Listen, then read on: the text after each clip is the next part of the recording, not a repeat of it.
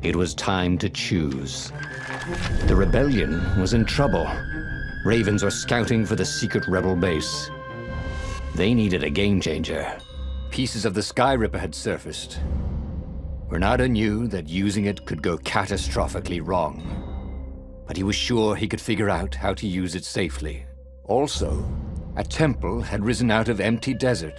The Iblis stone was hidden there. It was a dangerous artifact. It could corrupt its user into a bloodthirsty monster. Maybe he could find a way to use it, to take its power without surrendering to its wickedness. And also, his old friend Lupino needed rescuing. Of course, Renato had a pretty strong suspicion that Lupino had betrayed the rebellion, and he had a gut feeling that he needed to use that to his advantage.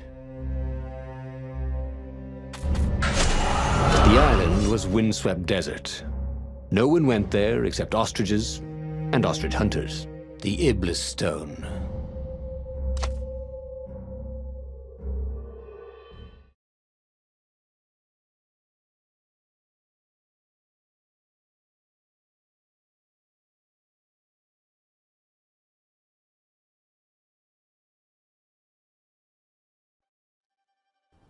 Every child could sing verses about the Sky Ripper, but ancient codices held hints of other things. A stone that ate souls, a ruby that drank blood, a jewel only a righteous man could give away. Were all these things the Iblis stone? Long hidden in a buried temple, another ancient item that was only resurfacing now, drawn up from the deeps by the Emperor's horrific rituals?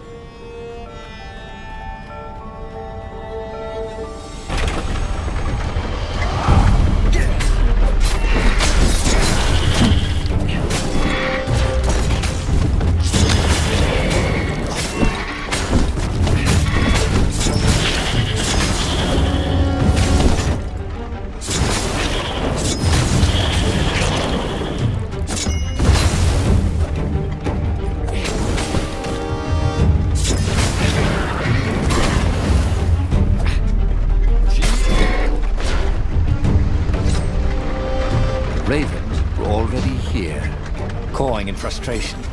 They were still searching for a way in. Good. Then he hadn't come too late.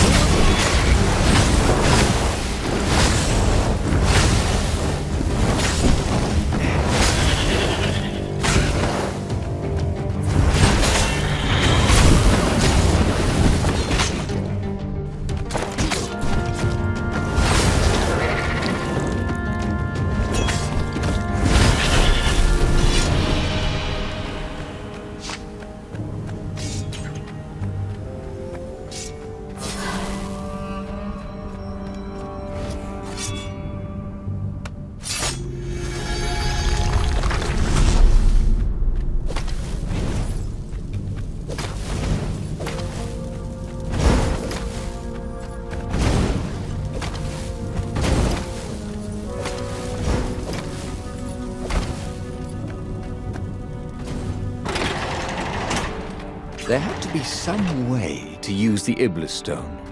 It was old, wasn't it? People were so much cleverer now. And Renato was pretty sure he was cleverer than most people.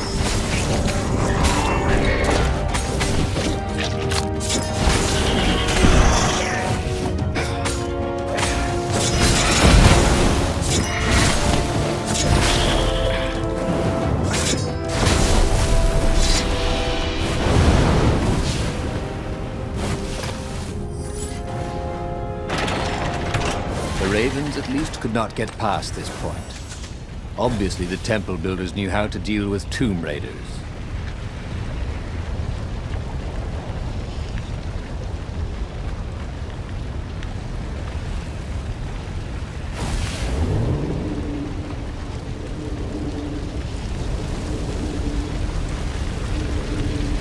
This wasn't actually such a hard puzzle, come to think of it.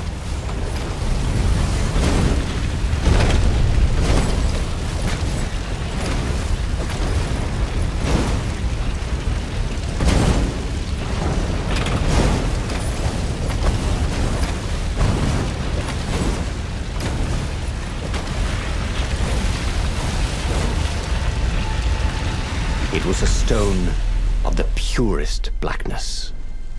It reflected no light, like a void made blood. It was the stone, eager, thirsty. Kill the Emperor's daughter.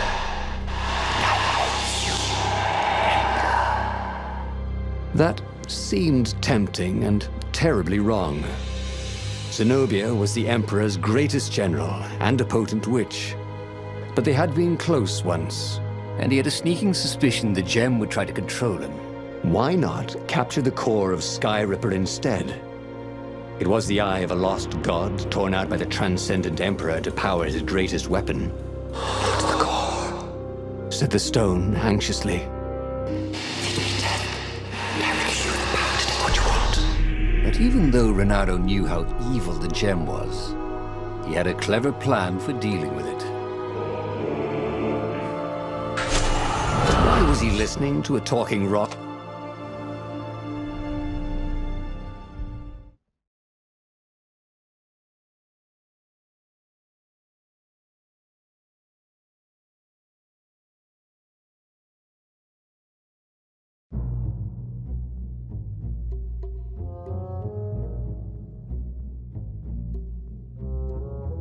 As he placed the impossibly black crystal in his gauntlet, Renato had a sudden vision. Charred fields covered in dead ravens below a black sun. Was it the time of the lost gods before the Transcendent Emperor? Was it the future? Feed its souls, it whispered. Take the power. He could feel the stone's hunger for souls, its thirst for blood. All right, I get it. This was going to be interesting.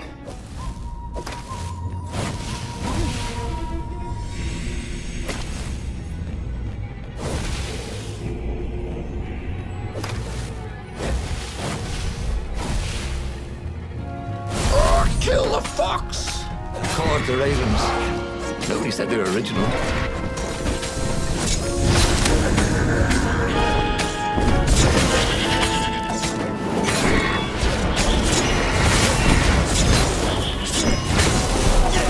The ravens on Zenobia's island were no match for Renato. They screamed as the stones sucked out their souls. And with each death, he felt stronger. Take the power, the stone told him.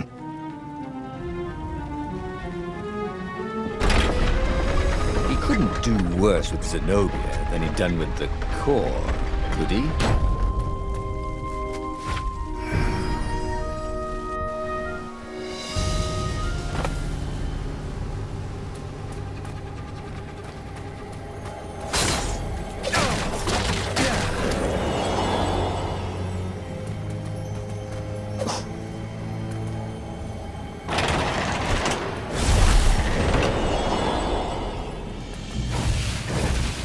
Zenobia was waiting for Renato.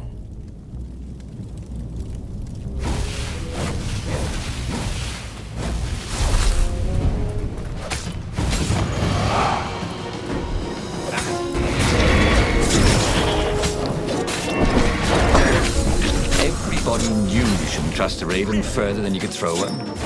But did vertical drop count?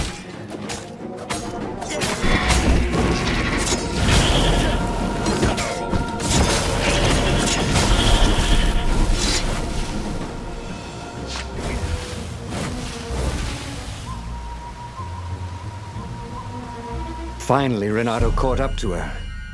He had never seen her scared before. At school, she'd been the determined, brave one. Now her eyes were wide, frightened. He didn't like seeing her this way. Kill her, whispered the stone. You cannot win your rebellion without it. Please. No, said Zenobia. Not that way. Oh, they had been so close once.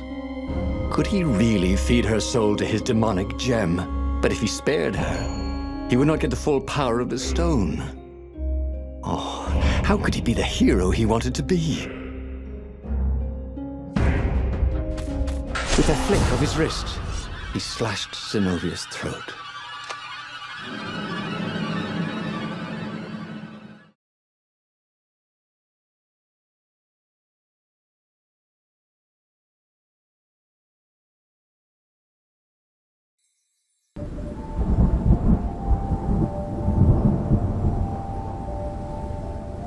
The Nexus was beautiful. He'd never realized how beautiful. Everything glowed. The wind was so sweet.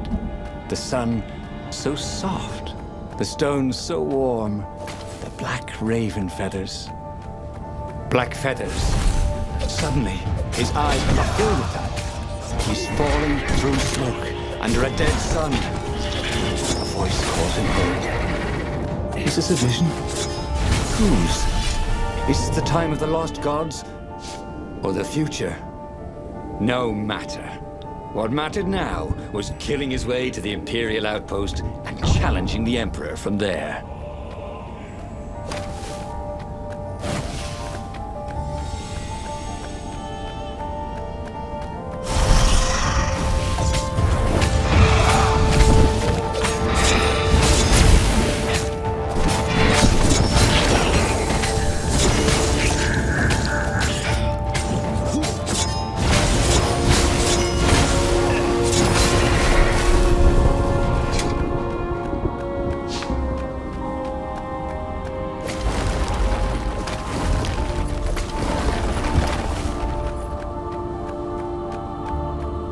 Up ahead was Lapino.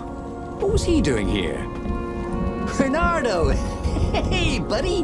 Hey there, old buddy! Please don't kill me! Why would I kill you? Asked Bernardo, although he had been thinking about it. Well, you've become... no, I mean, no disrespect at all here. Kind of evil? Maybe you should, I don't know, go to the mountains to have a think? See if maybe you're sure the stone is not all that healthy a thing to keep? I suppose you wanted, Bernardo said, and poked Lapino in the chest for emphasis. Oh, had he just killed Lapino? Oh, damn it.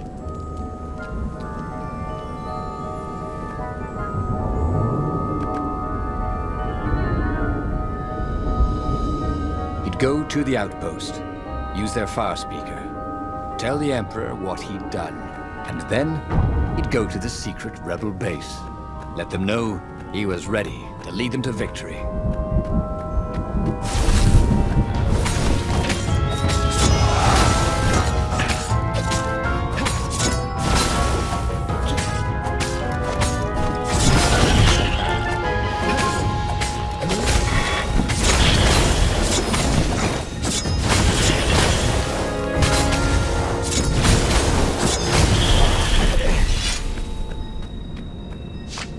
Renato rampaged through the Imperial outpost like a water buffalo rampaging. At the last moment, he remembered not to kill the far speaker toad. After all, he wanted a word with the Emperor, but there was only silence. Haha! The Emperor was scared, like little girl. Well, he would gather the rebel army and slaughter the Imperial fleet. Applauded the Iblistone. Tremendous. Then the Emperor would have to answer his far speaker, wouldn't he? Who are you? Asked a distant voice that sounded uncomfortably like Zenobia. What have you become? The mountains. Go to the mountains, urged another that sounded a bit like Lapino.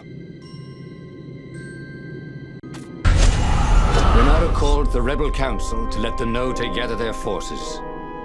Then he killed the far speaker toad. What?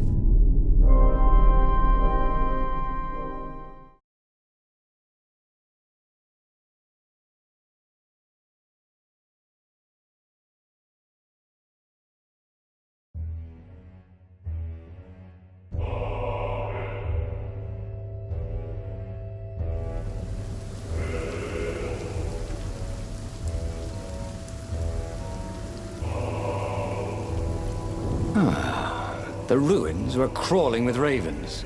Probably looking for the secret base, Renato thought. But then he realized they're probably looking for me. They must be very scared of me. Well, here I am!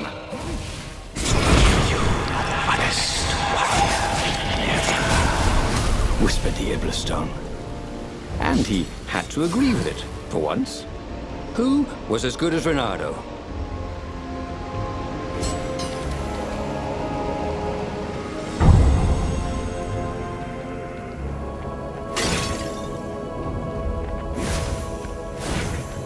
You guys ever wonder why the Imperial Ravens are always hiring?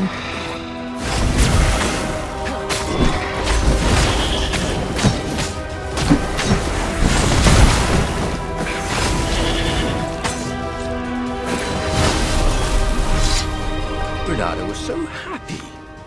The stone was the best friend he'd ever had. Really, who would bury such a treasure in the desert? Soon, he'd go rally the rebellion and usher a new age for the islands of Earth.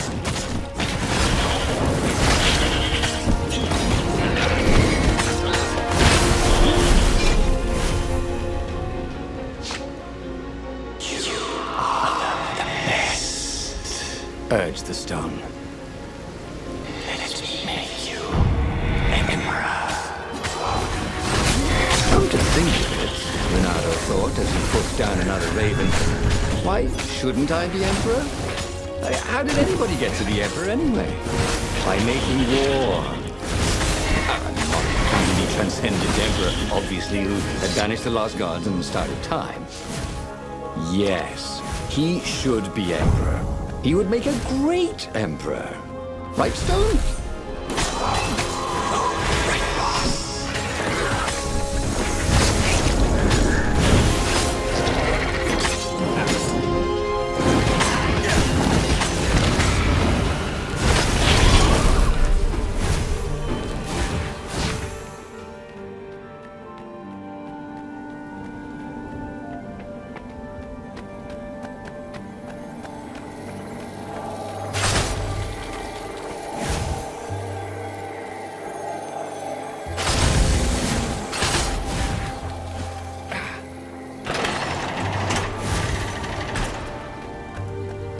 The long stairs.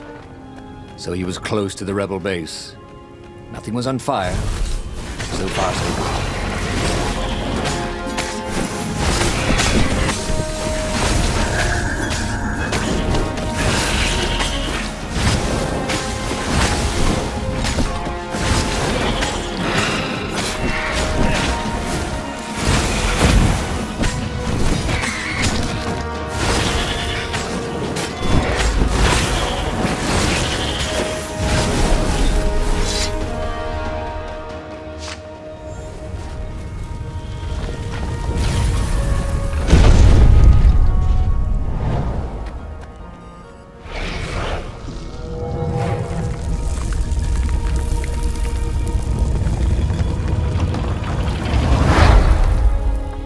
Renato strode into the council.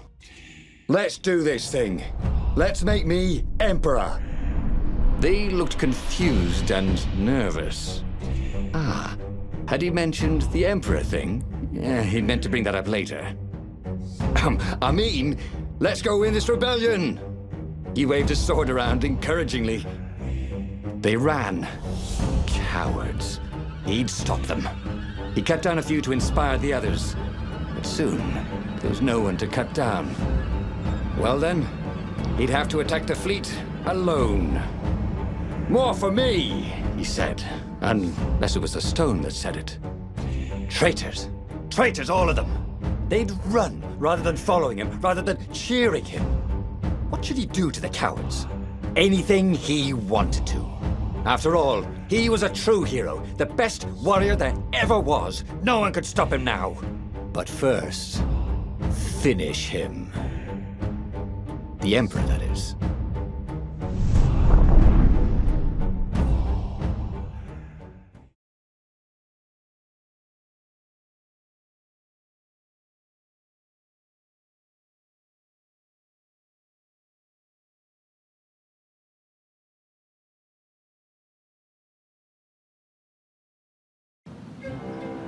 Where was the rebel fleet? They weren't even trying an assault. They were going to miss a day in history. The downfall of this dynasty, and a new one to take its place. He didn't have to kill all the ravens. He could enslave them. And enslave the toads too. All the animals would worship him as a god. For he had once been a god. They would willingly give him their blood and their souls. And the world would change. Would become familiar again.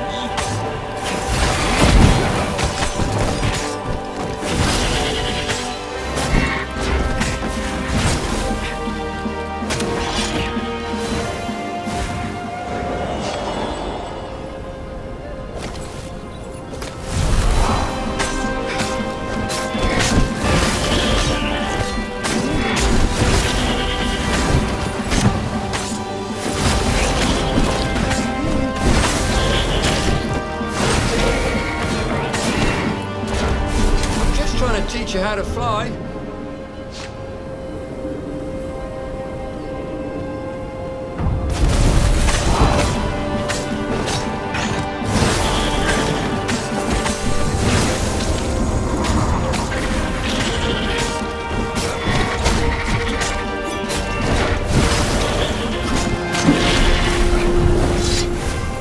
Bernardo was glowing with dark power. Already the sun had dimmed. He could do anything, he realized. He could wrap the island safely in smoke again. He was beyond a hero. He was going to become a god again. How odd, he thought, that the Iblis Stone had nothing to say about any of this. Well, no matter. Once he killed this petty Toad Emperor, he would bring back the Black Sun.